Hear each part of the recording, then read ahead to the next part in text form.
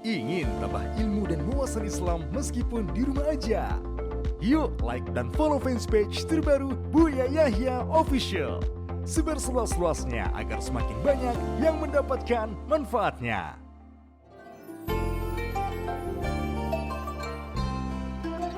Baik Buya, nampaknya satu orang penelpon telah masuk. Kita sapa terlebih dahulu. Assalamualaikum.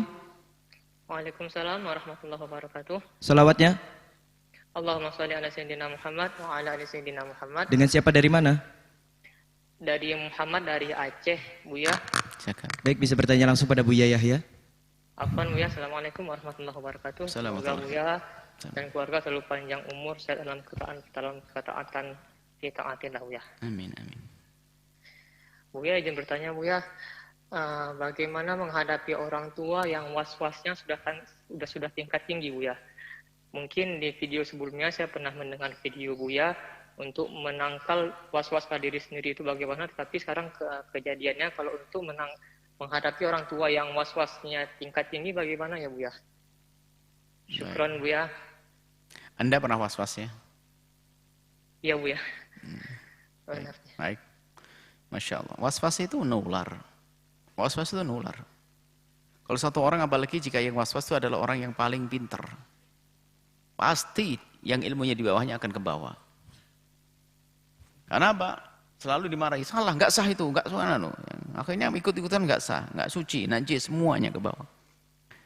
Mungkin Anda yang bawa virus was-was kepada orang tua Anda. Sehingga orang tua Anda seperti itu, maka Anda punya kewajiban untuk menyelesaikan. Nah, untuk menyelesaikan sama dengan Anda sendiri, bagaimana Anda benah, Anda bisa menjadi baik. Was-was itu adalah kebodohan, bodoh yang bodohi was-was. Itu penyakit yang Masya Allah, na'udzubillah. Makanya orang memerangi was-was itu jihad besar. Perangi was-was itu jihad. Seperti orang sabar dalam punya penyakit. Kalau was-was itu tidak harus dengan sabar. Was-was diperangi. Maka memerangi was-was itu adalah sabar namanya. Sabarnya dengan was-was, memerangi was-was. Jadi kalau was-was itu dapat pahala di hadapan Allah, jihad. Maka yang kena was-was harus berani memerangi. Itu dapat pahala. Kalau nuruti was-was malah nggak dapat pahala. Faham kan mana ini? Ini najis enggak? Tanya Ustadz. Kalau kata Ustadz enggak, ya sudah, dilawan sudah. Oh, kata Ustadz enggak kok, saya berani Ustadz. Ustadz ini kecebur neraka nanti, gitu. Sudah dibilang enggak najis, masih iya Ustadz, tapi kayaknya, jangan enggak dengerin itu. Kayaknya Ustadznya biasanya kalau orang kena was-was, Ustadznya pakai pentung saja. Ngelanggar langsung dipentung begitu. Tapi Anda enggak boleh pentung orang tua Anda. Maksudnya, ya memang harus dengan ilmu dan dengan pemahaman. Terus pemahaman. Ada isyarat dari sebagian para orang-orang soleh. Was-was itu juga penyakit yang akibatnya juga penyakit dohir.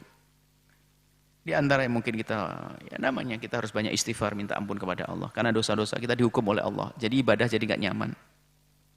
Hukuman yang paling dahsyat dari Allah sebelum di akhirat nanti itu apa? Susah ibadah kita. Sama gampang maksiat. Lah orang kena was-was itu kan tidak disadari dia susah ibadah. Mau bangun malam tuh mikir, ke kamar mandi 1 jam.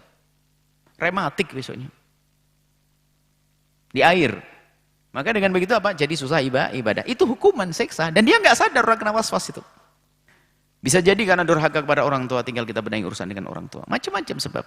Jadi istighfar yang banyak, minta ampun kepada Allah, agar Allah memberikan pertolongan. Baru tadi masalah ilmu, difahamkan kepada orang tua, ayahanda Anda, diajari untuk percaya kepada guru. Lalu Anda Anda undang seorang guru atau tanyakan kepada guru. Atau Anda misalnya bertanya kepada kami dengan catatan orang tua Anda harus percaya dulu.